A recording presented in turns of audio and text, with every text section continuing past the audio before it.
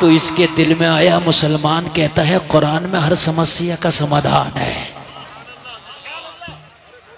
चलो यार, किसी मुसलमान के पास चलते हैं, किसी आलिम कुरान के पास चलते हैं, किसी आलिम दीन के पास चलते हैं और जाकर के मालूम करेंगे कि कुरान में हर समस्या का समाधान है, हर परेशानी का हल है। तो ए आलिम कुरान ये बता कि ये मेरी समस्या कैसे दूर होगी।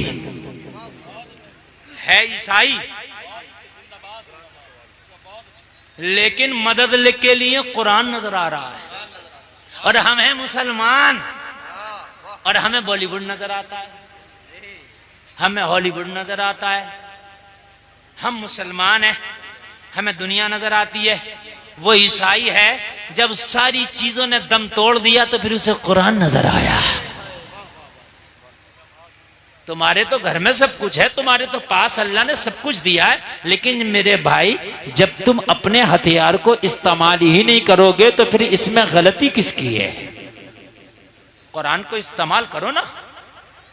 जिस कुरान को पढ़ के सहाबा ने पूरी दुनिया पे हुकूमत कर ली, उस कुरान को तुमने ताक़ुब में रख दिया। कभी जुमा में पढ़ा नहीं तो वो भी नहीं पढ़ा। जलसे में आने वालों, इस वक्त कोई हिंदी पढ़ा हुआ है, कोई इंग्लिश पढ़ा हुआ है, कोई उर्दू पढ़ा हुआ है, और आजकल यूट्यूब और नेट का जमाना है। जिंदगी में एक बार तर्जमे वाला कुरान जरूर पढ़ो, ताकि पता चले कि कुरान में है क्या क्या। खाली बगैर तर्जमे का नहीं, बल्कि तर्जमे वाला कुरान पढ़ो। चाहे हिंदी में तर्जमा पढ़ो, चाहे इंग्लिश में उसका ट्रांसलेट पढ़ो। और अगर आपको पढ़ना नहीं आता तो यूट्यूब पे किसी सुन्नी आलिम का तर्जमे वाला कुरान सुनो। आपको पता तो चलना चाहिए कि नबियों का किस किस नबी का किस्सा बयान किया गया, अल्लाह ने कुरान में क्या क्या बयान किया। अच्छा, पूरा कुरान तर्जमे के साथ पढ़ोगे, पूरा कुरान तर्जमे के साथ सुनोगे तो पूरा कुरान याद ना भी रहेगा तो 10% तो बातें याद रहेंगी। 10% ही तेरे लिए काफी है। लेकिन इस पूरे मजमे में शायद कोई एक आध बंदा निकल आए, खड़े होकर कह दे हजरत मैंने पूरे तर्जमे के साथ कुरान पढ़ रखा। शायद गालियां, तर्जमा तो तर्जमा, हमारी माँ बहनों को तफसीर के साथ गालियां याद होती हैं। और चुगली तो ऐसी ऐसी चुगली लगा लगा के उसमें बुन बुन के कर देगी। चुगली ऐसी चुगली कर देगी कि एक हुई होगी तो उसके अंदर 20 बेहुई लगा देगी। समझे? और अगर इससे बात पूछने पे आ जाए कि ये बता तूने जो ये बात कही है, ये बात कहां तक सही है, अगर बात पुजवा दी जाए और जब बिल्कुल झूठ निकले तो क्या हम क्या करें, हमने तो सुनी थी। तो तूने सुनी हुई क्यों आगे बयान कर दी भाई? तूने सुनी हुई क्यों आगे बयान कर दी? ये राइट तुझे किसने दे दिया? इस्लाम से दूर रहोगे, कुरान से दूर रहोगे तो यही तुम्हारी जिंदगियों का शियार बन जाएगा कि लोगों की बुराइयां करते फिरोगे। अगर कुरान का दामन पकड़ोगे तो लोगों की बुराइयां नहीं करोगे, बल्कि लोगों की बुराइयां दूर कराते नजर आओगे। नारे तकबीर, नारे रिसालत, मसलके आला हजरत ख्वाजा का हिंदुस्तान का सुन्नी मुसलमान उलमाए सुन्नत। कुरान से दूर रहोगे तो सिर्फ लोगों की बुराइयां करते नजर आओगे। इसकी बुराई, उसकी बुराई, इसकी चुगली, उसकी चुगली। अगर कुरान से करीब रहोगे तो लोगों की बुराइयां छुड़ाते नजर आओगे। बुराइयां छुड़ाओगे लोगों की, और ऐसी छुड़ाओगे कि जैसी गौसे आजम ने छुड़ाया। डाकुओं के पास गए तो वली बना दिया। सुभान अल्लाह। छुड़ाओगे और कुरान से दूर रहोगे तो बुराइयां करोगे। अब तुम्हें अपनाना है कि कौन सी जिंदगी अपनाओगे आप। प्रोफेसर ने मौलाना से कहा हजरत कि बीवी का तलाक रुक सकता है कुरान के जरिए। मौलाना ने मुस्कुरा के कहा कुरान तो बड़ी चीज है, तेरी बीवी का तलाक तो मेरे नबी की हदीस रोक देगी। यार जोर से बोलना सुभान अल्लाह। सिर्फ बच्चे ही बोल रहे हैं, बड़े बड़ों ने तो ये सोच लिया कि हमें तो ना बोलने की जरूरत है ना कुछ समझने की। अच्छा, बच्चों को आगे भी बिठा दिया। ये काम बच्चों का नहीं है, ये काम बड़ों का है। मैं बच्चों को कम और आपको ज्यादा आज समझाने लगा हूं। मौलाना ने मुस्कुरा के कहा कुरान तो बड़ी किताब है, मेरे नबी की एक हदीस पे जा जाके अमल कर ले, तेरी बीवी का तलाक रुक जाएगा। प्रोफेसर ने कहा मौलाना मजाक तो नहीं कर रहे हैं, मेरी बीवी का तलाक मेरे खानदानी ना रोक सके, मेरी बीवी का तलाक मेरे रिश्तेदार ना रोक सके, मेरी बीवी का तलाक मेरे घर वाले ना रोक सके, मेरी बीवी का तलाक मैं ना रोक सका। हम आजिज आ गए, बीवी मानती नहीं। आप कहते हो नबी की हदीस तलाक रोक देगी, कहा हाँ हाँ। मेरे नबी की बात में इतना पावर है, अमल तो करके दिखा, फिर देख कैसा कमाल पैदा होगा।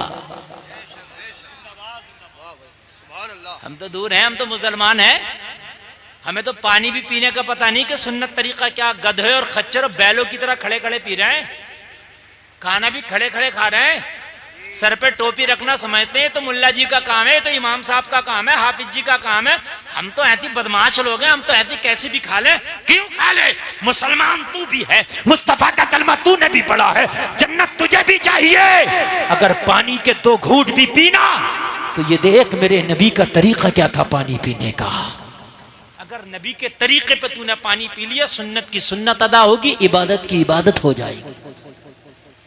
मौलाना ने कहा घर चला जा, तेरी बीवी का तलाक रुक जाएगा। कहने लगा हजरत वो नबी की हदीस तो बताएं।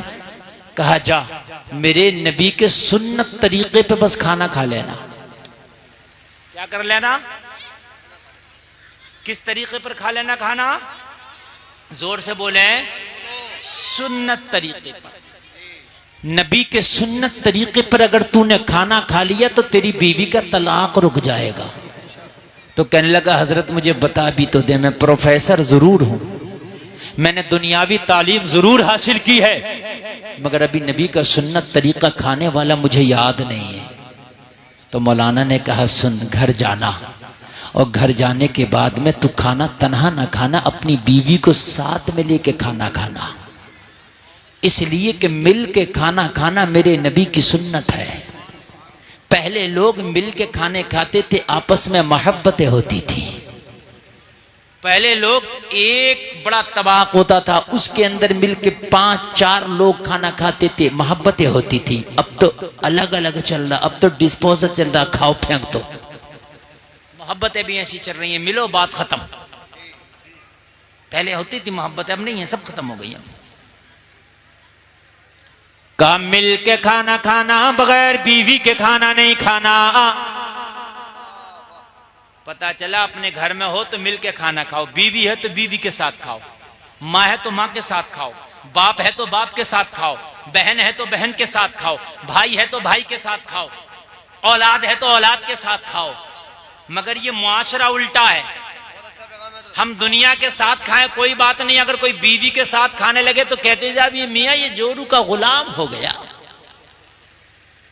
अरे मियाँ किसी गैर के साथ थोड़ी खा रहा, अपनी बीवी के साथ खा रहा। अम्मी आयशा फरमाती हैं कि मैं जिस कटोरे से पानी पीती थी, मुस्तफ़ा उसी कटोरे से पानी पीते थे।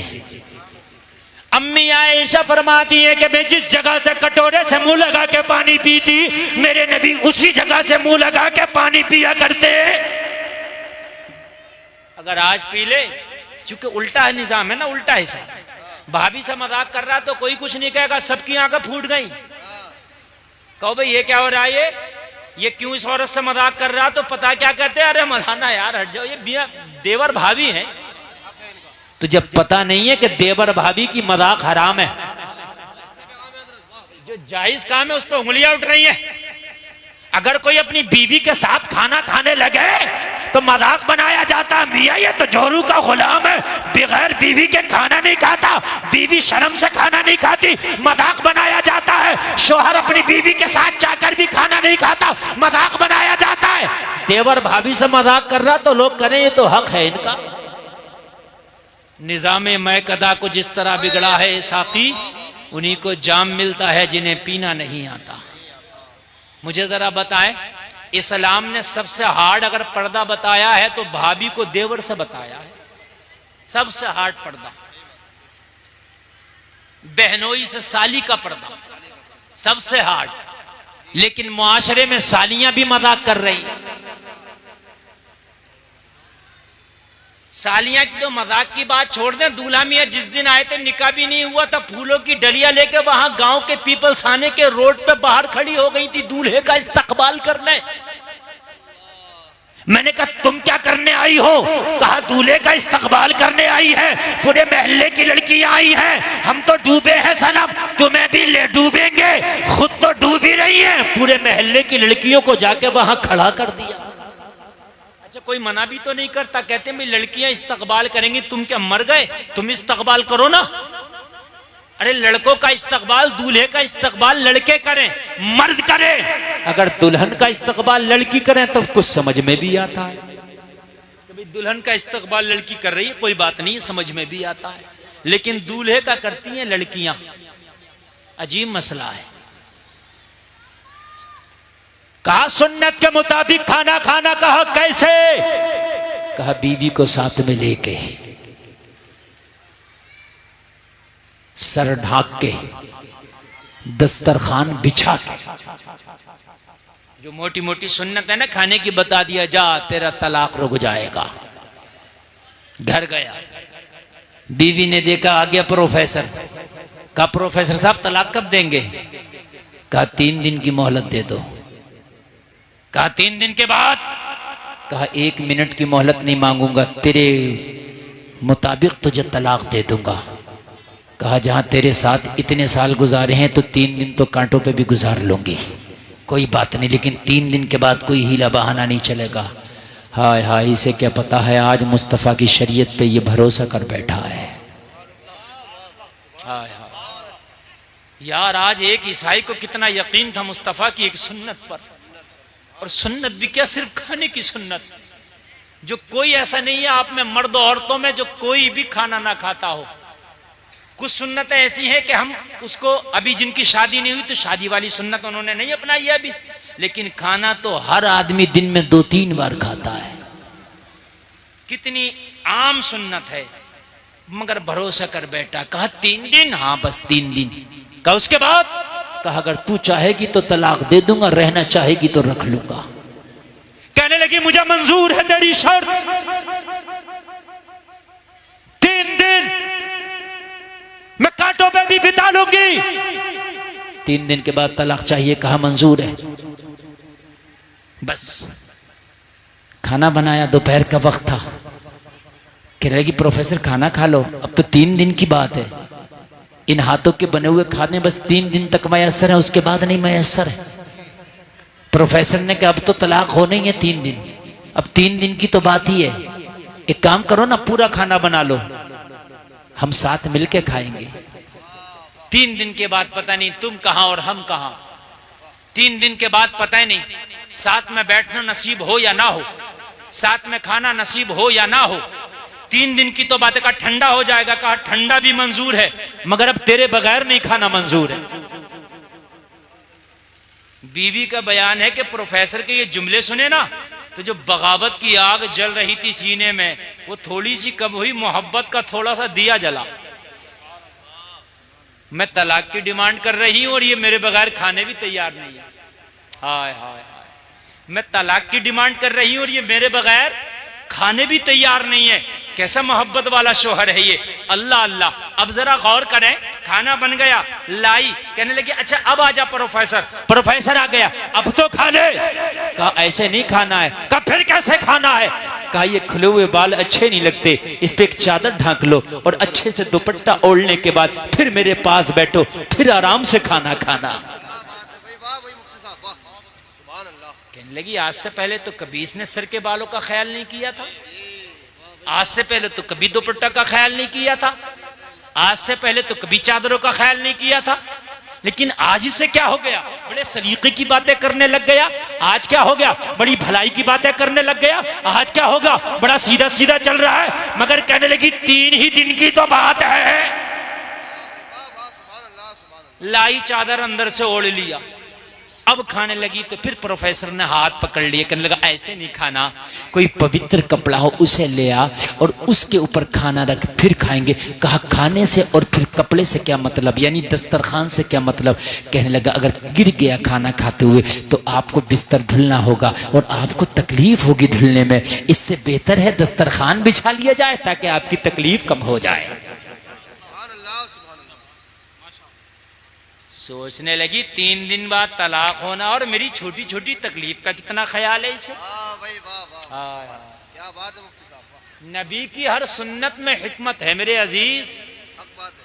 हम तो ऐसे ही छोड़ देते हैं, अगर चाय भी पीते हैं तो फैशन में 2 घूंट तो उसी में छोड़ देते हैं और इसको फैशन समझा जाता है। और अगर कोई प्लेट अपनी साफ करे ना तो आदमी गौर से देखता है कि पता नहीं इसको खाना कब से नहीं मिला, भाई अजीब चाट रहा है ये। हाँ, उसको गवार समझा जाता है, फैशन बनाया 2 घूंट छोड़ना।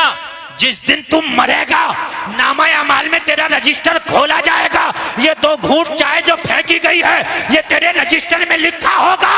अल्लाह के हुजूर तुझे खड़े होकर इस 2 घूंट चाय का हिसाब देना होगा। नालों में फेंकी गई है ना ये जो 2 घूंट चाय है, इसका हिसाब देना होगा। ये जो शादी में गए थे बिरयानी से प्लेट भर ली थी, मोटा मोटा खा के जो छोड़ आया था तू, ये कयामत में ना तेरे रजिस्टर में लिखा होगा। वाह भाई वाह मुफ्ती साहब वाह। ये जो रोटी खा रहा था ठंडी थी फेंक दी थी, छू नहीं रहा था, वो लिखा गया तेरे नामा अमाल में। हाँ, वाह, ये लिखा गया है। बर्बादी हो रही है। आज अगर बारात 400 लोगों की आ रही है तो खाना 600 का बनाया जा रहा, पता 200 का तो बर्बाद करके ही जाना इन 400 को। हक बात है। समझ रहे हैं आप? चूंकि अगर चाट के खाएगा साफ करके खाएगा तो इंसल्ट होगी। तुझे पता नहीं तेरे नबी मोहम्मद रसूलुल्लाह जब खाना खाया करते तो उंगलियों को इतना चाटा करते मुंह में लेके कि उंगलियां सुर्ख हो जाती। ये नबी की सुन्नत थी। और एक बात और बता दूं मैं आपको, एक बात और बताऊं मैं आपको, मेरी बात जरा मोहब्बत से सुनते रहे। पूरी दुनिया का कोई ऐसा चूरन नहीं बना, पूरी दुनिया का कोई ऐसा टैबलेट नहीं बना जो खाने को इतना तेज हजम करे जितना तेज ये मुंह का लुआब हजम करता है। नहीं बना। खाना जितना चबा के खाओगे इतना ही जल्दी हजम होगा। खाना जितना चबा चबा के धीरे धीरे खाओगे इतना ही तेरे पेट के लिए फायदेमंद होगा। इसलिए कि चबा के खाने में लुआब भी जाएगा और जब लुआब ज्यादा जाएगा तो खाना जल्दी हजम होगा। समझ में बात आ रही है? गन्ना है और एक गन्ने का रस है। गन्ना हाजिम है और गन्ने का रस भी लोग काबिज है। मियाँ चीज एक है लेकिन असर 2 क्यों? और हमारे जो बूढ़े लोग हैं ये बता देंगे, मगर मैं बता दूं आपको। यानी गन्ने का रस पियो तो काबिज, और गन्ना अगर खाओ तो हाजिम। तो रस हम ऐसे ही पी लेते हैं, वो भारी हो जाएगा, लेकिन जब गन्ना खाएंगे तो एक एक कोई को चूस चूस के खाएंगे तो रस के साथ में मुंह का लुआब भी जाता है। जैसे लुआब जाएगा तो वो हाजिम हो जाएगा। समझ रहे हैं? वो हाजिम हो जाएगा। ये जो खाने खाए जा रहे हैं और खाने जो हम खा रहे हैं आज अंग्रेजों के तरीके पर, यही तो वजह है, यही तो वजह है कि पेट वक्त से पहले निकल गए। यही तो वजह है, पहले पूरे गांव में किसी 1-2 का पेट निकला हुआ होता था, आज हर घर में 2-4 के निकले हुए हैं। नबी की सुन्नतों को छोड़ो, ऐसी परेशानी होगी। अगर सुन्नत के मुताबिक खाना खाओगे, मेरा दामन पकड़ लेना, कसम खा के कहता हूं किसी को भी पेट की शिकायत नहीं होगी, निकलेगा ही नहीं, वजन कम करने की जरूरत ही नहीं पड़ेगी। नबी फरमाते हैं कि खाना खाओ, जब थोड़े से भूखे रह जाओ तो हाथ खींच लो। और मियाँ है अगर बढ़िया कोरमा हत्ता आ जाए तो हाथ खींचता, डोंगे खींचता। मेरी बात गलत तो नहीं है? वाह भाई मुफ्ती साहब वाह। तवज्जो फरमाओ। वाह भाई। क्या मशवरा हो रहा है? नारे तकबीर। जब तकरीर होती है ना तो बात अकबर। बहुत कर रहा गुजरता है। अल्लाह अकबर। या रसूल अल्लाह जिंदाबाद। अगर सही कोरमा हाथ लग जाए तो हाथ नहीं खींचता है, डोंगे खींचता है। हाँ मेरे अजीजों, ज्यादा खाना कमाल नहीं है, कम खा के हाथ खींच लेना ये कमाल है। ये रात को नींद भी सुकून से आएगी, वजन भी नहीं बढ़ेगा। अब खा उल्टा सीधा रहा, फिर वजन कम करने की दवाई खाना कि वजन कम हो जाए। सुन्नत को छोड़ोगे तो ऐसी परेशानी होगी। ये सुन्नत है, समझे आप? लेकिन कौन सुन्नत को अदा कर रहा मियां भाई? कौन देख रहा सुन्नत किधर है? जो हाथ लगा, जितना हाथ लगा, जैसे हाथ लगा खा लिया। पकौड़ी हाथ लगी, पकौड़ी उड़ा दी। फ्राई हाथ लगी, फ्राई नहीं छोड़ी। कौरमा हाथ लगा, वो भी बिरयानियां फाड़ दी। फिर कह रहा मौलाना एसिडिटी नहीं जा रही है, लीवर फैटी हो गया। खुदा की कसम मुस्तफा की सुन्नत पे तो आ। अगर तेरे मुकद्दर में बीमार होना होगा तो मैं कह नहीं सकता, लेकिन अगर मुस्तफा की सुन्नत के मुताबिक तूने खाना अपना लिया तो तेरी सेहत भी बनी रहेगी, इबादत भी तेरी बनी रहेगी। नारे तकबीर, सेहत भी लाजवाब, नारे रिसालत, दोनों चीजें लाजवाब। सुन्नतों के तो यार मामले ही लाजवाब। जितना खाना तुम्हारे सामने आ जाए वो खाना तुम्हारे लिए जरूरी है, तुम्हारे नामा अमाल में लिख दिया जाता है। जब टेबल पे खाने के लिए बैठो, दस्तरखान पे खाने के लिए बैठो तो उतना ही निकालो जितना खा सको, उतना ना निकालो कि जितना खा ना सको, इसलिए कि क़यामत में इसका हिसाब देना है। जो छोटे छोटे जर्रे आप अपनी प्लेट के साफ कर ले तो वो दुआ करते हैं, या अल्लाह इसने हमें फिकने से, नाले में जाने से बचा लिया, ए परवरदिगार तू इसकी बख्शिश फरमा देना। ये वो छोटे छोटे जर्रात दुआएं करते हैं। प्रोफेसर ने कहा दस्तरखान बिछा ले। लोगों, बीवी ने दस्तरखान भी बिछा लिया, अपने सर पे चादर भी रख लिया। अब जरा गौर करो, गौर करो। खाना खाने के लिए हाथ बढ़ाया तो प्रोफेसर का लोगों तरीका देखो। उसने सबसे पहले जो बीवी की प्लेट थी उसमें खाना निकाल के पेश किया। पहले आप तनावुल फरमाए, पहले आप खाना खाएं। बीवी देखती जा रही है, हैरत में पड़ गई। मैंने 3 दिन की डेट रख दी है, 3 दिन के बाद ये मुझे तलाक दे देगा, मुझे तलाक लेना है। लेकिन मोहब्बतों का आलम यह है कि मेरे बगैर खाने तैयार नहीं है। पहले मुझे खिला रहा है, बाद में खुद खा रहा है। अगर मैंने तलाक ले भी लिया तो हो सकता है इतना ख्याल करने वाला शोहर मिले या ना मिले, इतनी मुरफ़्फ़त करने वाला शोहर मिले या ना मिले, इतना ध्यान रखने वाला शोहर मिले या ना मिले। बीवी का बयान है, मैंने खाने का लुकमा तो खाया, मगर अंदर से मेरे दिल में जो मोहब्बत का दीप जला था मैं उसे बयान नहीं कर सकती। मेरा दिल मलामत कर रहा था, तू ऐसे शोहर को छोड़ने के लिए चली है कि जो तेरी छोटी छोटी बातों का इतना ख्याल करता है, जो तेरी छोटी छोटी बातों का इतना ख्याल रख रहा है, तू उससे तलाक चाहती है। बीवी का बयान है कि मुकम्मल खाना खा के ना निपटी थी, मेरा दिल भराया, आंखें नम हो गई। प्रोफेसर कहता है रोती क्यों है? कहने लगी रो इसलिए रही हूं, मैं कितनी बेवफा हूं। मैं आज तक तुझे समझ ना सकी, मैं आज तक तुझे पढ़ ना सकी। मैं अभी तक तो तुझे खुद गर्ज समझती थी, मैं अब तक तो तुझे आम इंसान समझती थी, लेकिन यकीनन तू मानवता की बहुत बड़ी मिसाल है। तुझे पता है 3 दिन के बाद तलाक होने वाला है, फिर भी मेरा इतना ख्याल तू कर रहा है। कसम खा के कहती हूं, जमाना कुछ भी कहे अब तलाक नहीं होगा। सुभान अल्लाह, सुभान अल्लाह। जमाना कुछ भी कहे अब तलाक नहीं होगा, जमाना कुछ भी कहे अब मुझे तलाक तुझसे नहीं चाहिए। अल्लाह अल्लाह, जलसे में आने वालों जरा गौर करना। कहा तलाक नहीं चाहिए, कहा अब तुझसे तलाक नहीं चाहिए, तेरे साथ रहना। प्रोफेसर खाना खा के निपटा और खाना खाने के बाद कह रहा था एक सुन्नत पे अमल कर लो तो होता तलाक रुक जाए, मुकम्मल मजहब इस्लाम पे अमल कर लो तो क्या क्या परेशानी ना रुक जाए। सुभान अल्लाह। अगर एक नबी की सुन्नत पे अमल कर लिया जाए तो होता तलाक रुक जाए। तलाक बहुत बड़ी बात है, बहुत बड़ी बात है मेरे अजीज, तलाक। और अगर मुकम्मल मजहब इस्लाम पे अमल कर लिया जाए तो क्या क्या ना रुक जाए। इसने अपने आप को तैयार किया, बीवी से कहा खाना अगर खा लिया हो तो फिर चलो। कहने लगी कहाँ चले? कहने लगा जिसने दोबारा ये जिंदगी जीना सिखाया है अब उसी के पास चलो। सुभान अल्लाह, सुभान। जिसने तेरे इस नफरत वाले दिल में मोहब्बतों के चिराग जलाए हैं उसी के पास चलो। बीवी कहने लगी अब कहां लेके जाना चाहता? शाम हुई है।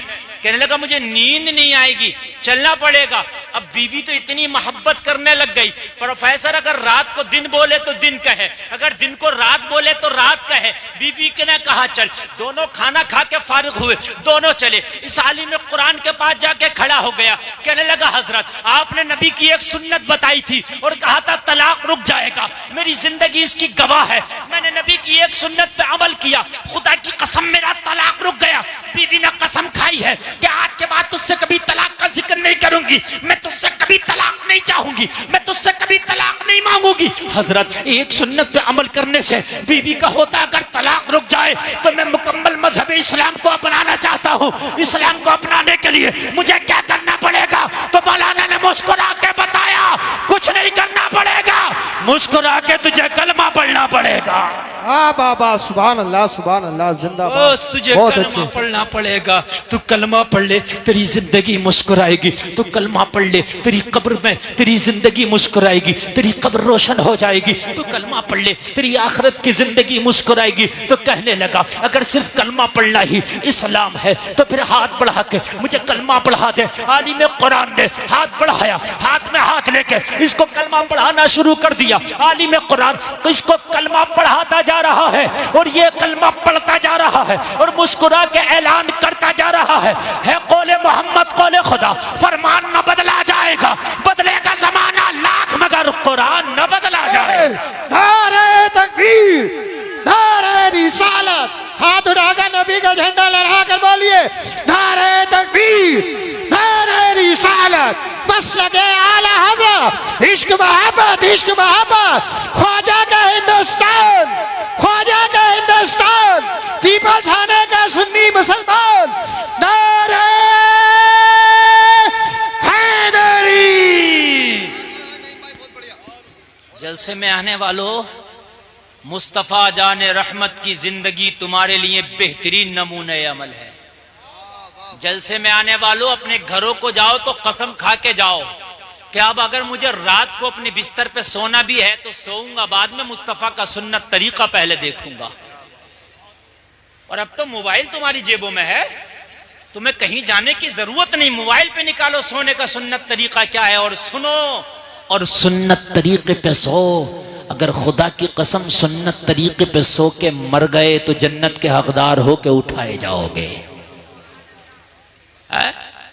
दुनिया की बातों पे बहुत हमें यकीन है, मगर खुदा की कसम मदीने वाले मुस्तफ़ा की बात पे जर्रा बराबर हमें यकीन नहीं, जर्रा बराबर भी उस पर अमल नहीं हमारा। एक बात बताओ, अगर हम बीमार होते हैं तो डॉक्टर के पास जाते हैं, अगर डॉक्टर ये कह दे मीठा ना खाना तो चाहे काजू की बनी हुई कतली क्यों ना हो छोड़ देते हैं। बात है कि नहीं है? चाहे आगरे का पेठा क्यों ना हो छोड़ देते हैं, चाहे मथुरा का पेड़ा क्यों ना हो छोड़ देते हैं। क्यों? डॉक्टर ने मना कर दिया। डॉक्टर से कहने से तूने 50 तरह का चीज छोड़ दिया, अल्लाह उसके रसूल के कहने से एक बार हराम छोड़ के देख। अगर जिंदगी में बाहरें ना आ जाएं तो कहना ए बेटे बैठ जाए, बच्चों ए बैठ जाए। देखो तुमने इनको ना यहाँ बीच में बिठा दिया, और जब तुम बच्चों को बीच में बिठाओगे ना तो ये बच्चे यही करेंगे जो कर रहे हैं, ये शोर मचाएंगे। ये बहुत ज्यादा खतरनाक चीज है। ये बच्चे आपको मालूम नहीं है, ये अच्छों की हालत खराब कर देते हैं। इन बच्चों की तरबियत जो है बहुत जरूरी है। अच्छा, बच्चों से ज्यादा मुझे बड़े लग रहे हैं। यहाँ की औरतें तो कम बोल रही हैं, मगर मर्द औरतों से ज्यादा बोल रहे हैं। ऐसा लग रहा है जैसे शादी में कहीं खाना खाने आए। अच्छा, मैक की आवाज आप तक आ रही है कि नहीं आ रही है? पता नहीं कौन सा जादू पड़ के मैक वालों ने इसको बांध रखा, आवाज बिल्कुल मैक की बंधी हुई है। मैं इससे अगर मुंह जरा दूर कर रहा हूं ना तो इसकी आवाज ही नहीं समझ में आ रही है कि आप तक जा रही है कि नहीं जा रही है। रात भी ऐसे ही मैक मिला था, और उन्हीं का भैया बंद बिल्कुल ये भी ऐसे ही मिला है। बढ़ा रहे हैं तो सीटी ले रहा, बस मैक वालों ने पता नहीं कौन सी एक नस पकड़ ली होती है, इनसे को बढ़ाओ तो ये सीटी दिला देते। ठीक, ए नहीं, मैक बंद कर, बंद कर, बिल्कुल हम दुनिया के कहने से दुनिया की चीजें छोड़ देते हैं। एक बार मुस्तफ़ा के कहने से मेरे भाइयों अपनी जिंदगी से जरा हराम निकालो, है ना। डॉक्टर कहता है ये दवा खाने से ये फायदा, ये दवा खाने से ये फायदा। मेरे नबी फरमाते हैं ये गुनाह छोड़ने से ये फायदा और ये गुनाह छोड़ने से ये फायदा। हाँ, आप झूठ छोड़ दो, आपके घर में बरकतें आ जाएंगी। हाँ, मुझे क्या है यार, तुम मुझे बताओगे, मुझे मालूम नहीं है। बोलिए सुभान अल्लाह। कोई मुस्तफ़ा जाने रहमत सल्लल्लाहु ताला अलैहि वसल्लम की जिंदगी, बस यही मेरी तकरीर का उन्वान है। हदीस है नबी की, इसको कोई टाल नहीं सकता, कोई बदल नहीं सकता।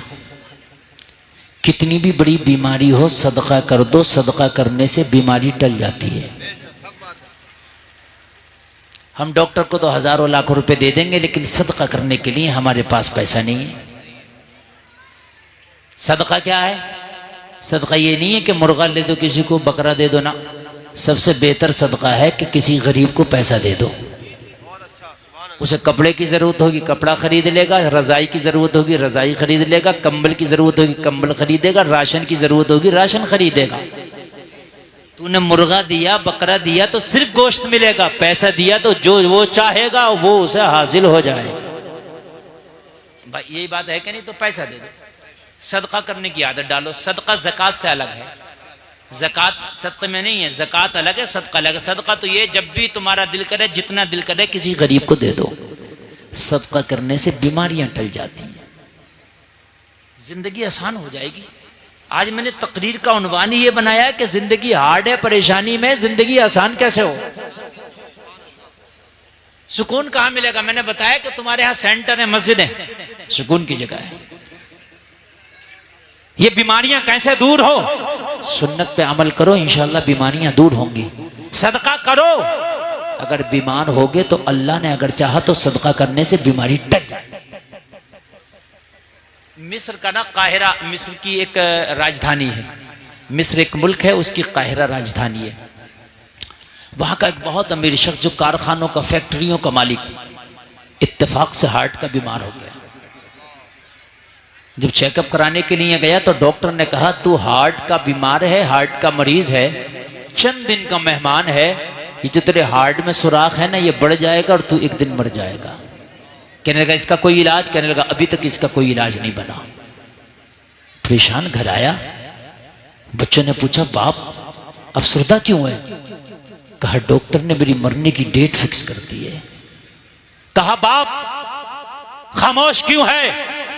कहा डॉक्टर ने मेरे मरने की डेट फिक्स कर दी है, चंद दिन का मेहमान हूं, चंद दिन के बाद शायद तुम मेरी कब्र पे आया करो, शायद कब्र पे ना भी आया करो। इतना कह के रोने लगा। होगा क्या है? कहने लगा दिल में जो सुराख था वो बढ़ गया। डॉक्टर मना करता इसका कोई इलाज नहीं है। घर वालों ने कहा था तेरी फैक्ट्रियां किस दिन काम आएंगी, तेरे कारखाने किस दिन काम आएंगे। अभी तो काहिरा के हॉस्पिटल के डॉक्टर ने जवाब दिया है ना, इससे बड़ा भी हॉस्पिटल अभी बाकी है, तुझे अमेरिका लेकर के जाएंगे, वहां तेरा इलाज कराएंगे। क्यों परेशान होता है? वहां कोई ना कोई सूरत निकलेगी, वहां एडवांस टेक्नोलॉजी है, वहां निकलेगी। ले गए और वहां जाकर के इसको दिखाया।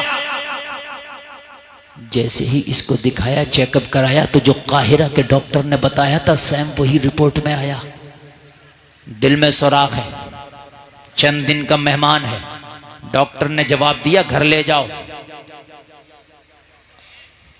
नाउमीदी तो फिर बढ़ गई, गम में इजाफा हो गया।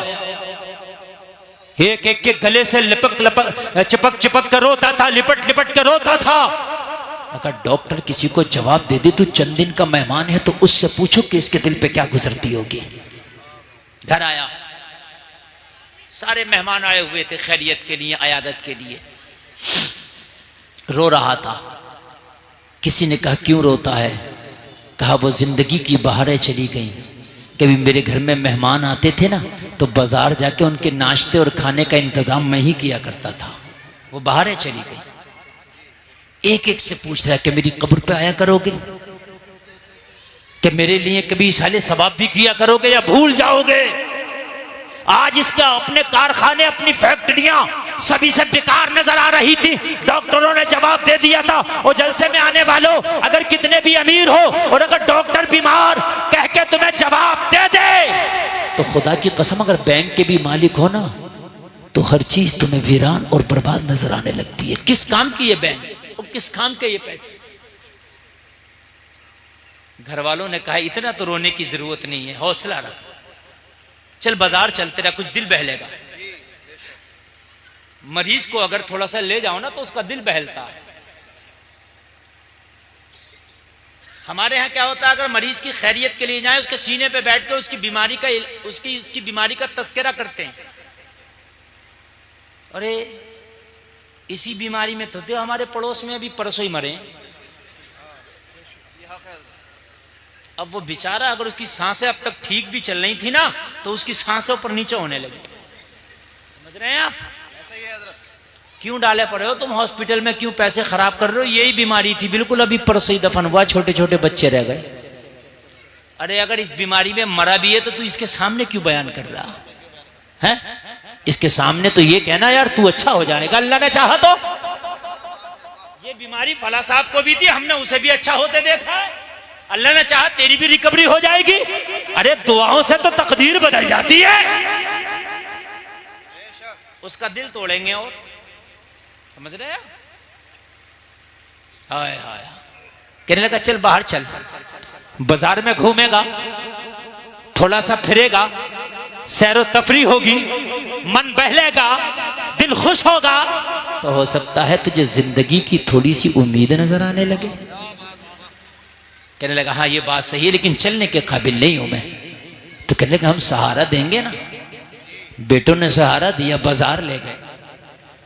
जगाओ जगाओ, इधर सोना नहीं है, सोना बिल्कुल नहीं है। इसलिए आज का जो मजमा आप लोगों ने बनाया ना, बड़ा खराब बनाया। बच्चे आगे बिल्कुल बिठा लिए और ये सुन के किसी की नहीं दे रहे। कोई किधर देख रहा है, कोई किधर लेटा है। देखो लाल बनियान वाला, देखो कितने मजे ले रहा है। देखो देखो देखो देखो, मतलब ही नहीं है इनसे। ये बिरादरी से मतलब ही नहीं है। हदीस की बात चल रही है, कुरान की चल रही, इससे कोई मतलब नहीं है। समझ रहे हैं? इससे बड़ा डिस्टर्ब होता है। ये मैं बोल रहा हूँ जिगर गुर्दा है, ठीक है। मेरे बाद मुफ्ती साहब आएंगे, वो भी इस चीज को बताएंगे कि हाँ ये आपने गलत किया, डिस्टर्ब कर रहे हैं। या तो फिर बच्चे खामोशी से बैठे। चल बाजार चल, मार्केट चल, थोड़ा सैर तफरी करेगा, तेरा मन बहलेगा, चलो। बच्चों ने सहारा दिया, बेटे ने कांधा पकड़ा, किसी ने हाथ पकड़ा, किसी ने इसको पकड़ा, सहारा दिया, बाजार ले गए, थोड़ा सा इसको घुमाया, थोड़ा सा फिराया, मन बहला, मन अच्छा हुआ। तो कहने लगा एक काम ना करो, मार्केट में आ ही गए हो तो मेहमान घर पे आए हुए हैं खैरियत के लिए, कुछ गोश्त खरीद के उनका बेहतरीन मेहमान नवाजी ही कर दो। जो अभी बिस्तर पे रो रहा था, घर से बाहर थोड़ा सा क्या निकला कि थोड़ा सा इसका दिमाग चेंज हुआ, माइंड बदला। इसको गोश्त की दुकान पर ले गए, खड़ा कर दिया, इसने बताया इतना खरीदो। बच्चा जैसे ही दुकान के पास गया तो इसने क्या देखा, एक खातून है जो हिजाब में है, नकाब पोश है, चेहरा किसी को नजर नहीं आता, उसके हाथ में कपड़े का थैला है। गोश्त वाले की दुकान के पास में जो पट्ठों वाला गोश्त वो कसाई काट के फेंक देता ना, वो उसको उठा उठा के अपने थैले में जमा कर रही है। ये बीमार था, तजस्सुस हुआ, जहन में ये सवाल पैदा हुआ, आखिरकार ये खातून क्या कर रही है? इस गोश्त को तो कुत्ता और बिल्ली भी जल्दी नहीं खाते, इस गुदूद और पट्ठे वाले गोश्त को ये उठा उठा के थैला में क्यों जमा कर रही है? इसने अपने एक बेटे को इशारा किया कि जरा इस खातून को मेरे पास लेके आ। बेटा उसके पास बुला के लाया। तुझे मेरा बीमार बाप बुलाता है। खातून ने कहा मुझसे क्या काम पड़ गया? कहा थोड़ा सा सुन ले, बीमार है, दिल दिल टूटा हुआ है, मेरा बाप क्या मालूम तुझसे क्या पूछे। बाप के पास इस खातून ने अपने थैले को लिया, इसके बीमार बाप के पास जा खड़ी हुई, क्या चाहता है। उस बीमार ने कहा, खातून मुझे इतना बता दे कि अपने कपड़े के थैले में ये हुदूद और पट्ठों वाला गोश्त जो तूने जमा किया है, इसके पीछे का राज क्या है। क्या तूने कुत्ता पाल रखा है, क्या तूने घर में बिल्ली पाल रखी है। खातून की आंख में आंसू आ गया, कहने लगी, ए अमीर इंसान, मैं अपने बच्चे पालने से कासिर हूं तो मैं कुत्ता कहां से पालूंगी, मैं बिल्ली कहां से पालूंगी। हद तो यह है कि मुझसे खुद अपने बच्चे नहीं पाले जा रहा है, मैं अपने बच्चे पालने से कासिर हूं। ये तो अमीरों के शौक है कुत्ते और बिल्ली के, हम गरीबों के किस्मत में तो हमारे बच्चे ही अगर पल जाएं तो बड़ी बात है। तो कहने लगी, फिर ये गोश्त क्यों जमा कर रही है। कहने लगी, बात इतनी सी है कि रात मेरे बच्चे ना पड़ोसी के बच्चों के साथ खेल रहे थे। पड़ोसी के बच्चों ने खेलते खेलते मेरे बच्चों से जिक्र कर दिया, आज हमारे यहाँ गोश्त का सालन बना था, बड़ा लजीज था।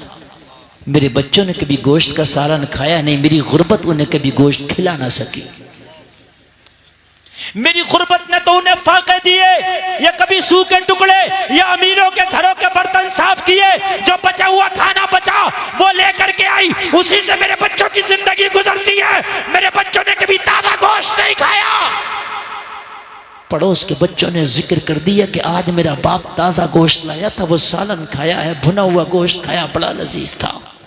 बच्चा बच्चा होता है, उन्हें नहीं पता कि माँ का असासा क्या है, उन्हें नहीं पता कि माँ की औकात क्या है। बच्चे घर में आए, माँ से जिद करने लगे, ओ माँ हमें भी भुना हुआ गोश्त चाहिए। मेरे नबी फरमाते हैं कि अगर तेरे घर में गोश्त बने ना तो अपनी हांडी में एक प्याला पानी ज्यादा डाल, ताकि एक प्याला शोरबा अपने पड़ोसी को दे सके। अगर ऐसा ना कर सको तो ऐसे वक्त में खाना खाओ कि तेरे गरीब पड़ोस के बच्चे सो जाए। खबरदार अपनी किसी भी चीज की नुमाइश ना करना। नबी फरमाते हैं किसी यतीम बच्चे के सामने अपने बच्चे को प्यार ना करना, उसे बाप की याद आ गई दिल टूट जाएगा। किसी गरीब के सामने अपने माल की नुमाइश ना करना, उसे अपनी गुर्बत के दिन याद आ गए तो उसका दिल टूट जाएगा। हमारे अंदर तो आदत पड़ गई है नुमाइश और दिखावे करने की। बच्चों ने डिमांड की मुझसे, पूरी रात मेरे बच्चों ने मुझे सोने न दिया। और बच्चा दुनिया का सबसे ताकतवर इंसान अपने बाप को समझता है, और दुनिया की सबसे अमीर औरत अपनी मां को समझता है। कोई बाईद नहीं कि बच्चा जहाज उड़ता देख ले बादलों में तो मां से आके कहता, मां मैंने जहाज उड़ता देखा, मुझे भी जहाज चाहिए। उसे पता नहीं कि मेरी मां का असासा है या नहीं है। अगर दुनिया का कितना भी मजबूत इंसान बच्चे को मार दे तो कहता अपने बाप से शिकायत करूंगा। वो अपने बाप को दुनिया का सबसे ताकतवर इंसान समझता है, चाहे बाप कितना ही कमजोर क्यों ना हो। आने दो मेरे बाप को बतलाऊंगा। आंख में आंसू है इस अमीर को बता रही थी, मेरे बच्चों ने पूरी रात मुझे सोने न दिया, मां हमें गोश्त चाहिए, मां हमें गोश्त चाहिए। मैं कहां से अपने बच्चों को ताजा गोश्त खिलाती। मेरे घर में तो अक्सर चूल्हा ही नहीं जलता, मेरे घर में तो अक्सर बच्चे फाके से सोते हैं, मेरे घर में तो अक्सर गरीब अमीरों के बर्तनों के जो साफ किए हुए खाने होते हैं ना, वो मेरे बच्चे खा के सो जाते हैं। रात इत्तेफाक से पूरी रात जिद में गुजारती बच्चों ने। क्या करती मां, दिल पिघल गया। क्या करती मां हूं, बच्चों की बात को टाला ना गया। मैंने बच्चों से बात की, बेटा सुबह तो होने दो, तेरी मां थैला लेके जाएगी, कुछ भी करे मगर तुम्हारे लिए भुने हुए गोश्त का इंतजाम करेगी। अपने गरीब बच्चों से वादा करके आई थी कि आज गोश्त जरूर खिलाऊंगी, लेकिन जैसे ही थैला लेके मैं घर से बाहर निकली तो खुददार थी, मैं किसी से भीख मांग न सकी।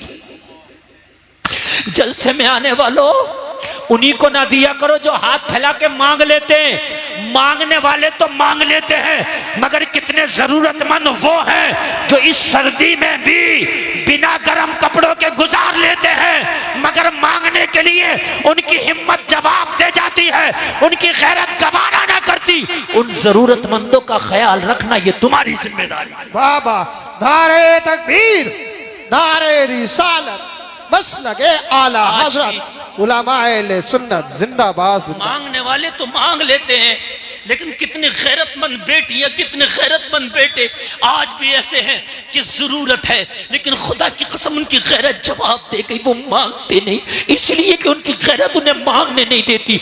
जलसे में आने वालों, तू महसूस कर, अगर वाकई वो जरूरतमंद है, अगर वाकई वो हाजतमंद है, तो खामोशी के साथ उसकी मदद कर दे। ऐसी मदद कर कि तू मदद करे तो दूसरे पड़ोसी को पता ना चल सके, एक हाथ से मदद करे दूसरे हाथ को पता ना चल सके। अल्लाह की कसम, यहां अगर तूने इसकी माल से मदद कर दी तो मैदाने महशर में अल्लाह तेरे नामाए अमाल से मदद कर देगा।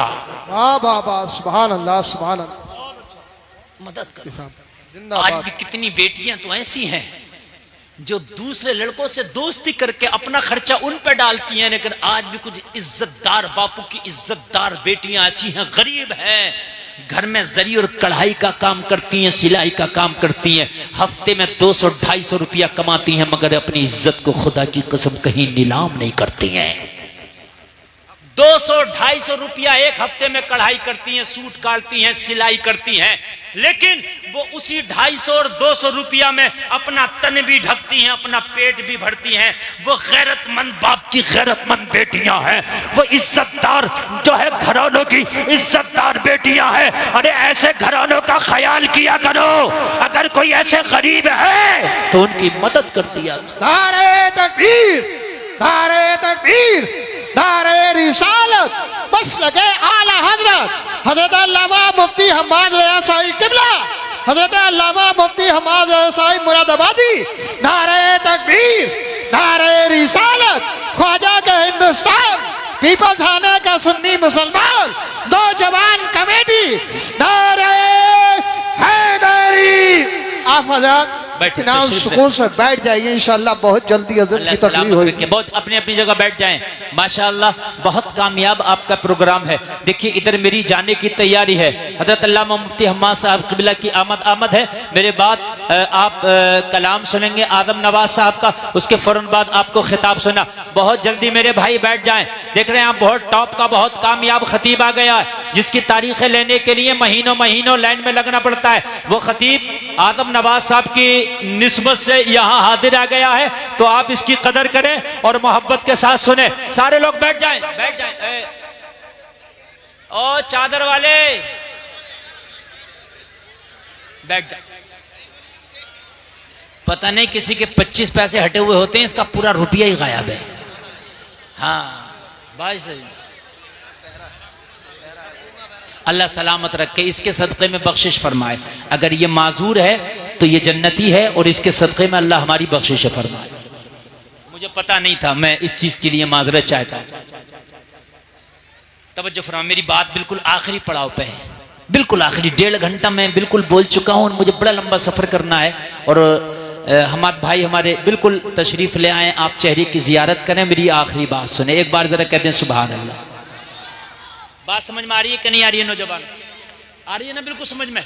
अल्लाह सलामत रखे, अमल की तौफीक अता फरमाए मेरा मौला। बस आखिरी बात सुने, आखिरी बात सुने। कहने लगी,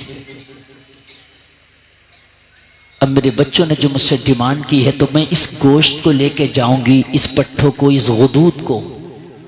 जो खराब गोश्त होता है, या तो गुदूद होते हैं या पट्ठे होते हैं, आप जानते हैं, है? वो खराब होते हैं ना। मैं इनको लेके जाऊंगी। जब मैंने हाथ फैला ना सकी, किसी से मांग ना सकी, गोश्त लेके जाना था, क्या करती? दुकान पे आई तो इससे भी मांगने की हिम्मत ना पड़ी।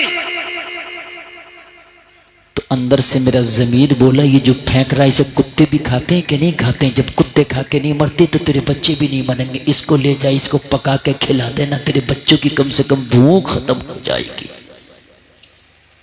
तेरे बच्चों का तड़पना खत्म हो जाएगा। जलसे में आने वालों, उसी को ना दिया करो जो मांग लेता है, उसके बाद ख्याल किया करो जो मांग नहीं सकता। गैरतमंद है, बैठा है, खामोशी से मदद करो उसकी। और ये मदद ऐसी है अल्लाह की कसम, मैदान महशर में तेरे लिए बख्शिश का जरिया बनेगी। तो पता ही समीर ने क्या जवाब दिया, कहने लगा बहन इसको फेंक दे। ठीक है तेरी सोच ठीक थी, जितने गोश्त तुझको लगे वो ले ले, अभी मैं पेमेंट कर देता हूं। फिर भी मना कर दिया, नहीं लूंगी। कहा क्यों? तेरे पास पैसा नहीं है इसलिए गुदूद और पट्ठे वाला गोश्त उठाया, और जब मैं रकम देने के लिए तैयार हूं तो फिर भी मना करती है। कहने लगे मेरे बच्चों ने अभी तक अच्छा गोश्त खाया नहीं है, आज पट्ठे भून के खिला दूंगी, कल मांगेंगे तो फिर ले जाकर खिला दूंगी, लेकिन आज तूने अच्छा गोश्त अगर दिला दिया, बच्चों ने खा लिया, पहचान जाएंगे गोश्त ये होता है, अगर कल मेरे बच्चों ने डिमांड करी तो मैं कहां से खिलाऊंगी? अभी तक तो मेरे बच्चों ने खाया नहीं है तो उन्हें पहचान भी नहीं है अच्छा क्या है और बुरा क्या है। भाई आपने कभी जिंदगी में गुलाब जामुन नहीं खाया हो तो अगर गुलाब जामुन की जगह आपको कोई और मिठाई देके कह दिया जाए यही गुलाब जामुन आप खा लोगे इसलिए नहीं खाया, लेकिन जब एक बार खा लोगे तो जायका भी पता चल जाएगा और उसका कलर कैसा होता है, उसकी शक्ल कैसी होती है ये भी पता चल जाएगी। कहने लगी मेरे बच्चों ने अच्छा गोश्त खाया नहीं, मैं पट्टे ले जाके गुदूद ले जाके खिला दूंगी तो इसी में राजी हो जाएंगे, फिर रोएंगे तो फिर खिला दूंगी, लेकिन अगर आज तूने अच्छा गोश्त दिला भी दिया, अगर कल मांगने लगे तो फिर ये गुदूद नहीं खाएंगे, मुझे भीख मांगना पर मजबूर होना पड़ेगा और मैं नहीं चाहती किसी के आगे अपना हाथ फैलाओ। यार क्या सोच है इस खातून की। इसने सोचा डॉक्टर ने भी मेरी गिनती के दिन बता दिए और मेरी भी जिंदगी का क्या भरोसा। डॉक्टर ने तो बताया तू जिंदगी के आखिरी पड़ाव पे है। कहने लगा बहन तू परेशान ना हो। हाय हाय इसने भी अपने दिल को खोल दिया। बहन परेशान ना हो, आज भी ले जा, और जब जब तेरे बच्चे गोश्त की फरमाइश करे, तेरे घर में जरूरत महसूस हो, इसी दुकान पे आया करना, जरूरत के मुताबिक ले जाया करना। डॉक्टर ने मेरी जिंदगी तो चंद अय्याम बताए हैं, लेकिन जब तक मैं जिंदा रहूंगा हफ्ते के हफ्ते मैं हिसाब किया करूंगा, अगर मैं मर गया वसीयत कर दूंगा मेरे बच्चे तेरे गोश्त का हिसाब कर दिया करें। क्या अच्छे, मेरे बच्चे तेरे गोश्त का हिसाब कर दिया करेंगे। और नबी फरमाते हैं सदका करो, सदके से बीमारियां टल जाए। आखिरी बात सुन ले जरा, ये गोश्त लेके गई, कहने लगी अब ठीक है, अब ठीक है। लेके गई, इसने भूना, बनाया, दस्तरखान लगाया, दस्तरखान सजा।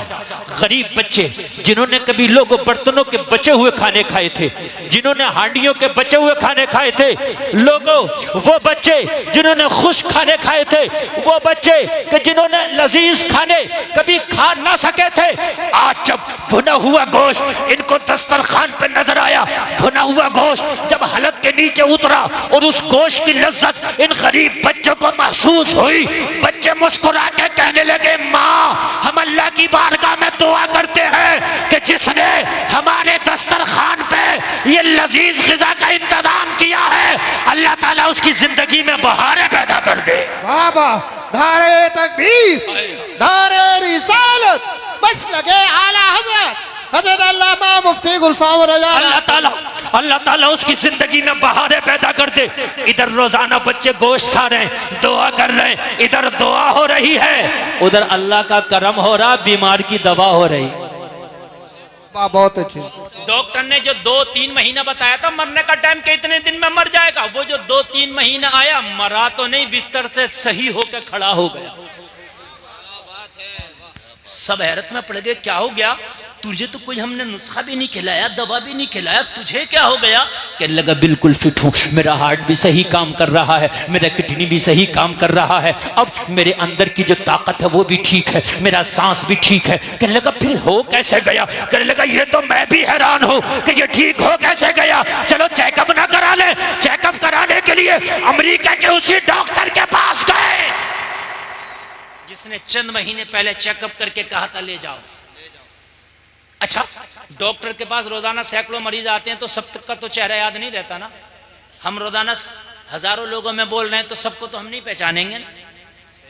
तो अब ये कई महीने के बाद जब पहुंचा डॉक्टर के साथ मेरा इलाज होना है और साहब मेरा चेकअप कीजिए, तो डॉक्टर ने चेकअप का कहा घर चले जाओ।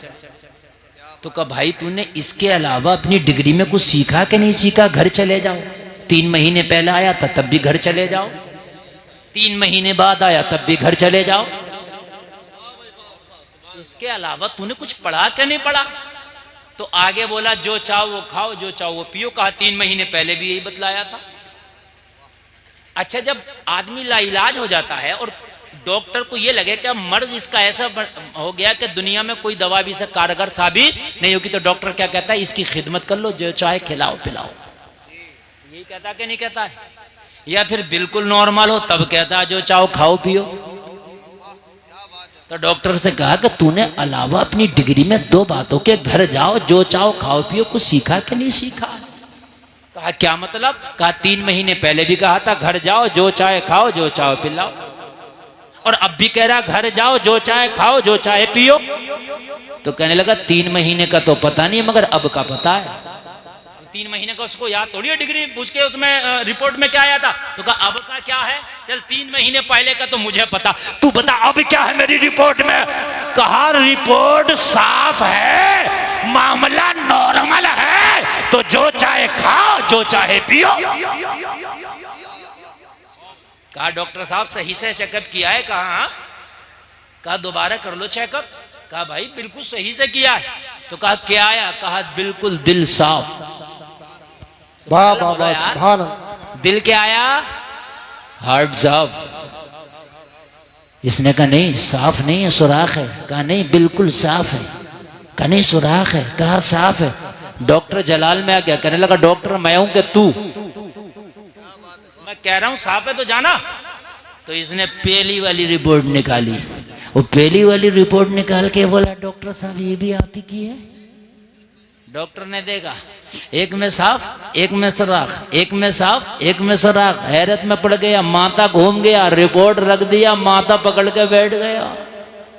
कहने लगा 3 महीना पहली रिपोर्ट बता रही है दुनिया में कोई दवा ना बनी जो तुझे सही कर सके, और अभी की रिपोर्ट बता रही है कि तेरे दिल में कभी कोई मर्ज ही नहीं लगा था।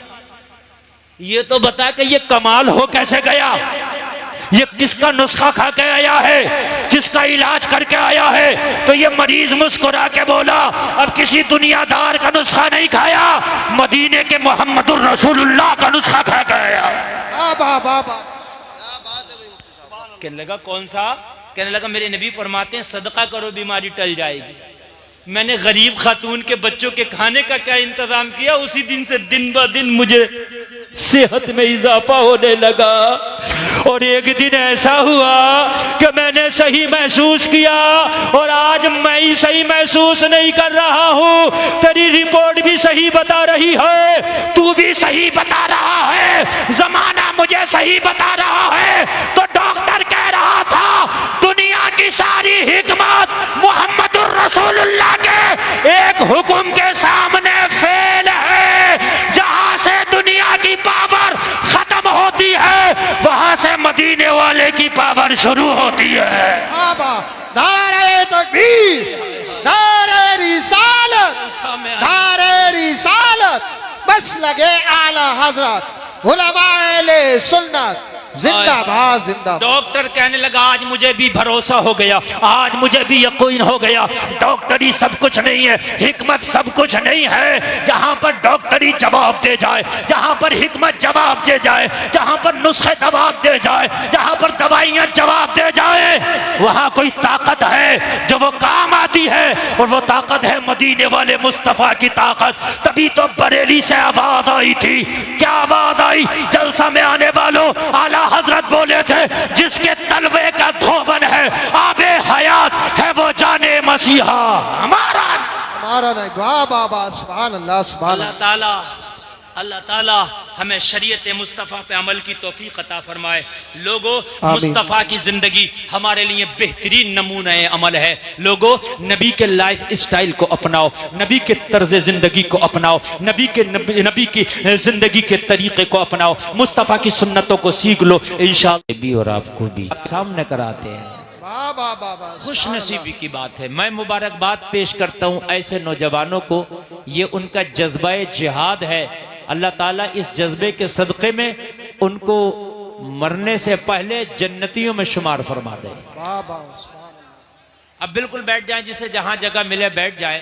मैं तो आपसे ज्यादा नहीं कहने वाला कि आप बैठो, क्योंकि आप खुद जितना मैं आपको बैठने कहूंगा उससे ज्यादा आप समझते हैं कि बैठने में हमारी भलाई है। जितना चुपक कर बैठ जाएंगे उतनी ही ठंड कम लगेगी। लोग कहते हैं ठंड में जलसा करने में यार लोग नहीं आते, लेकिन जो आ जाते हैं फिर वो सुकून से बैठ भी जाते हैं। चुपक कर बैठने में ठंड नहीं लगती है। जी जी जी, है ना, गर्मी में जरा परेशानी होती है। ये आपका इम्तिहान भी है कि कितने अच्छे से आप बैठ के सुनते हैं। सुनने के लिए तैयार है ना? बोलो जरा सुभान अल्लाह। सुभान अल्लाह। सारा मजमा हाथ उठा के बोले सुभान अल्लाह यार। सुभान अल्लाह। हाँ, बड़ी बड़ी आपने बेरहवी सी इख्तियार की है। और आप जो है ना, ऐसा लगता है कि जैसे कोई भटका हुआ मुसाफिर होता है, उसे अपने रास्ता और मंजिल का पता ही नहीं होता।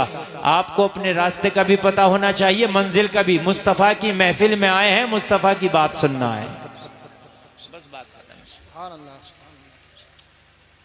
मैंने कुरान की आयत पढ़ी, नबी की जिंदगी, नबी की लाइफ तुम्हारे लिए बेहतरीन नमूना अमल है। गोया के ज्यादा मत कहो, इन लोगों को आना होगा तो आ जाएंगे। भाई ये देखो, ये भी बिछ गया है। आप लोग यहाँ आगे आना चाहें तो आ सकते हैं, और अगर नहीं आना चाहें तो मैं आपसे जबरदस्ती नहीं करूंगा, वो आपकी मर्जी है। जी जी। अब मेरी तकरीर शुरू हो रही है, बस आप इसे अब सुन करके कैच करना शुरू कर दें। बिल्कुल अपने दिलो दिमाग में कैच करें इसको। नबी की जिंदगी, गोया के नबी का लाइफ स्टाइल हमारे लिए नमूना है, और बेहतरीन नमूना है। यानी खाली नमूना नहीं का, बेहतरीन नमूना है, उसवाए हसना। अब जलसा में आने वालों, इस पर थोड़ी सी मैं गुफ्तगू करना चाहूंगा, थोड़ी सी रोशनी डालना चाहूंगा। आज हमारी जिंदगियां कठिनाइयों का शिकार क्यों है?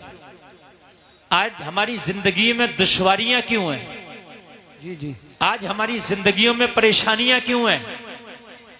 तो परेशानी इसलिए, कठिनाइयां इसलिए कि हमारी जिंदगी गुजारने के लिए अल्लाह ने एक किताब दी थी कि हमें ये किताब तो मैं दे रहा हूं, इसे पढ़ते जाना, जिंदगी गुजारते जाना। इसको पढ़ने के बाद जो जिंदगी गुजारी जाएगी वो जिंदगी बहुत आसान होगी। वाह वाह वाह, बहुत अच्छे। सुभान अल्लाह। और वो किताब का नाम आप खूब जानते हो, उसको कुरान कहा जाता है। बेशक बेशक, क्या बात है। वो कैसी किताब है? पूरी दुनिया में कोई किताब ऐसी नहीं बनी कि जिसमें कोई बात एक बार लिख दी जाए और वो अटल हो जाए, इधर उधर ना हो, जी जी। शक की गुंजाइश ना हो। जी जी। कभी तो ऐसा होता है किताब कुछ कह रही है, हकीकत कुछ कह रही है। जी जी। लेकिन कुरान ऐसी किताब है, 1400 साल पहले अल्लाह ने जो उसमें उतार दिया, जो कुरान ने कह दिया, वही हो कह रहा। वाह वाह वाह, सुभान अल्लाह सुभान अल्लाह। तिल बराबर इंच बराबर नहीं बदला, जो कुरान ने कह दिया वो हो के, जोर से बोले, वो हो के। कुरान से इधर उधर जो आप भटकोगे, जिंदगी भटक जाएगी। बेशक। दुनिया कांटों का बन है। आला हजरत कहते हैं शहद दिखाए जहर पिलाए। ये दुनिया बड़ी मीठी लगती है, बड़ी प्यारी लगती है, बड़ी सुंदर लगती है, बड़ी लाजवाब लगती है, बड़ी रंग रंगीलियों वाली लगती है, मगर आला हजरत कहते हैं ये दिखाती शहद है, पिलाती जहर है। वाह वाह वाह, बहुत अच्छे। सुभान अल्लाह। दिखाती शहद है, पिलाती जहर है। आला हज़रत कहते हैं इस मरी हुई पे ललचाना नहीं, इसलिए कि दुनिया जो है ये बड़ी बेमुरव्वत है, बड़ी मतलबी है। दुनिया ऐसी है कि जिसके साथ कितनी भी भलाइयां कर दो, अगर आप उसकी एक बात ना मानो तो सब पे पानी फेर देता। जा तुझे भी देख लिया यार। वाह वाह। आप 100 भलाइयां करो उसके साथ और एक उसकी बात ना मानो, वो आपसे रात के 2 बजे कहे चलो रामपुर चलने, आपको भाई मुझे सर्दी लग रही, मैं नहीं जाऊंगा। जा तुझे देख लिया यार। ये है दुनिया। क्या है ये दुनिया। और अल्लाह वो है, उसकी 100 मरतबा आप नाफरमानी करते हैं और फिर भी वो कहता है मेरा बंदा। जी वाह वाह वाह, क्या बात है, क्या बात है। फिर भी वो कहता है मेरा बंदा। मेरा बंदा। मदीने के आका वो हैं कि उनकी शरीयत को हम ठुकराते हैं, अमल नहीं करते उनके हकाम पर, फिर भी कहते हैं रब्बे हबली उम्मती। बेशक बेशक। फिर भी कहते हैं रब्बे हबली उम्मती। जो जिंदगी में हमारी जवाल आया है, जो हमारी जिंदगियों में परेशानियां आई हैं, सबसे बड़ी चीज ये है कि कुरान जो हमारे लिए एक ज़ाब्ता-ए हयात था, हमने उसे छोड़ा। नबी की जिंदगी कि जिन्होंने कुरान पे प्रैक्टिकल करके बताया जिंदगी ऐसे गुजारी जाती है। कुरान में थ्योरी है, कुरान में क्या है? थ्योरी है, बता दिया गया कुरान में। कुरान में कहा अकीमुस्सलाह,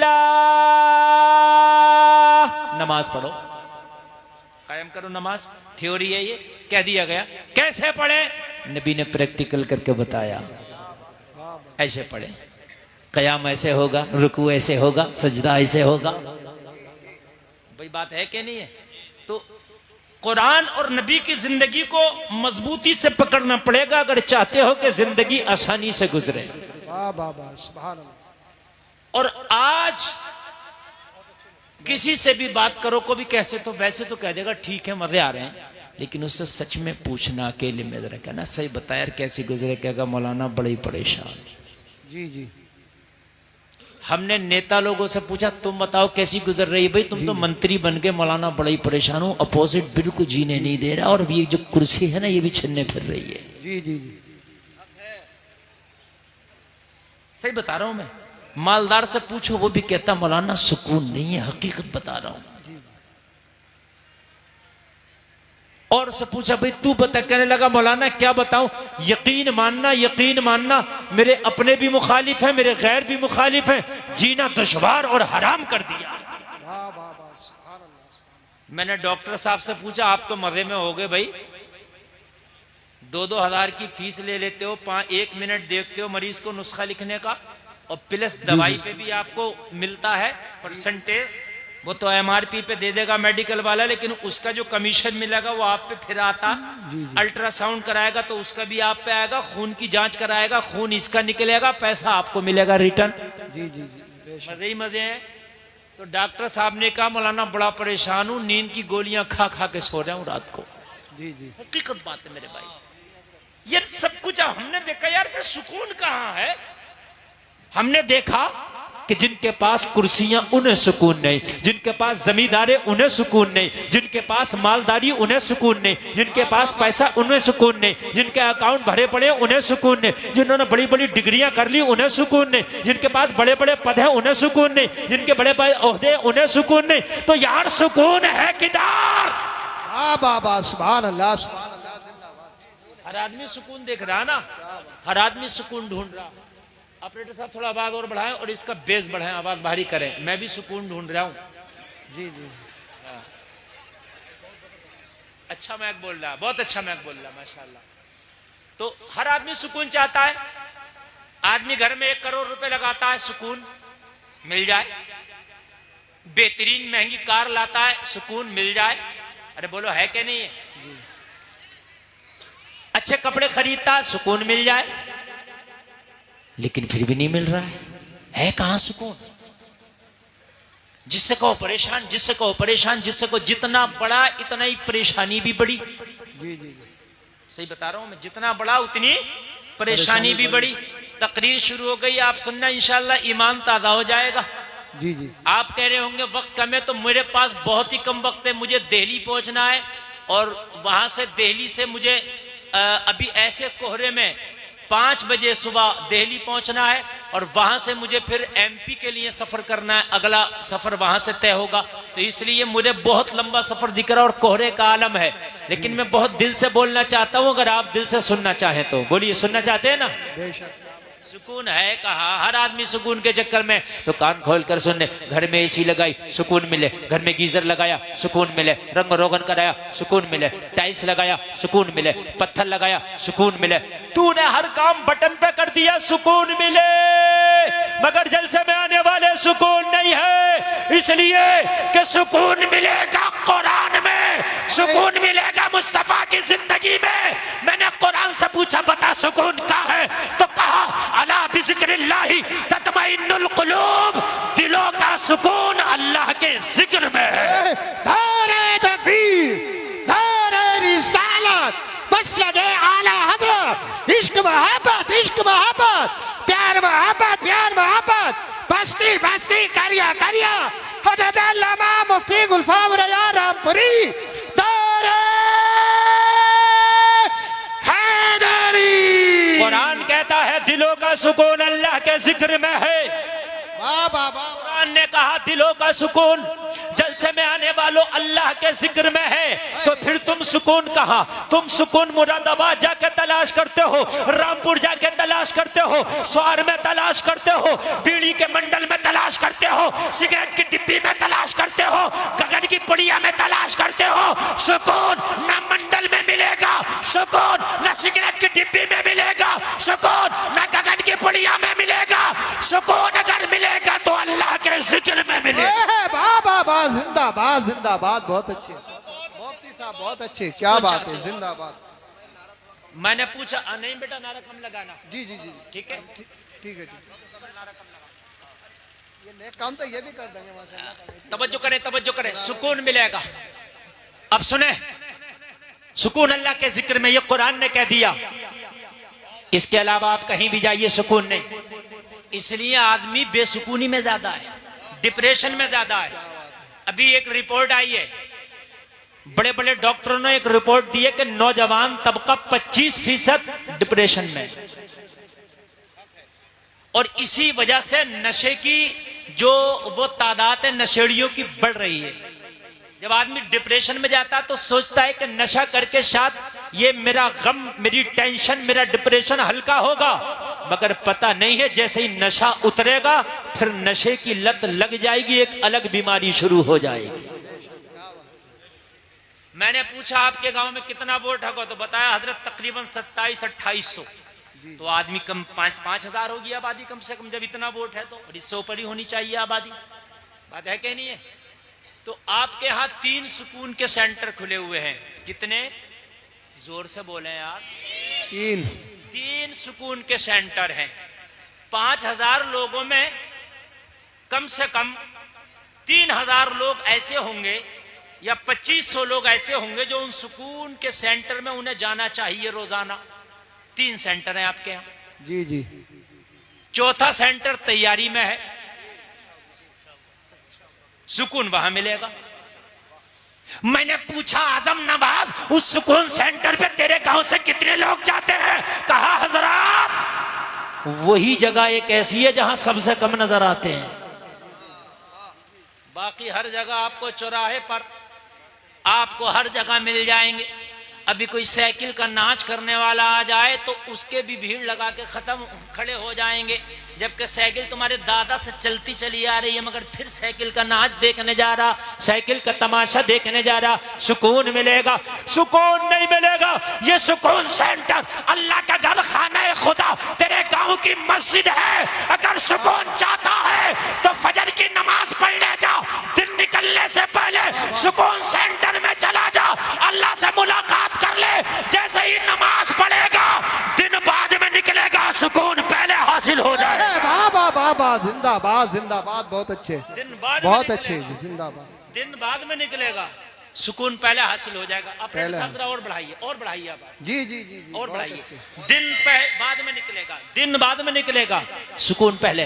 अच्छा, फजर का वक्त ये सूरज निकलने के बाद भी तो रखा जा सकता था, सूरज निकलने से पहले ही क्यों?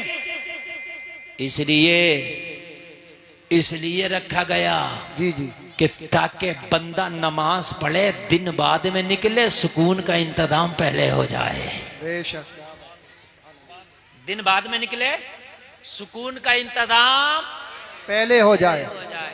ये ईशा का टाइम एंड सोने के वक्त क्यों है? ईशा के बाद फिर बंदा सोता ही है। ये ईशा की नमाज इधर असर में हो जाती, मगरिब के आसपास हो जाती, इसलिए कि ईशा पढ़ने के बाद जब सो जाए तो नींद में सुकून मिले। वाह वाह वाह, क्या बात। ये सब मत करो यार, ये इसका सेटिंग जरा कायदे से करो, बढ़िया ठोक ठाक के चलाओ।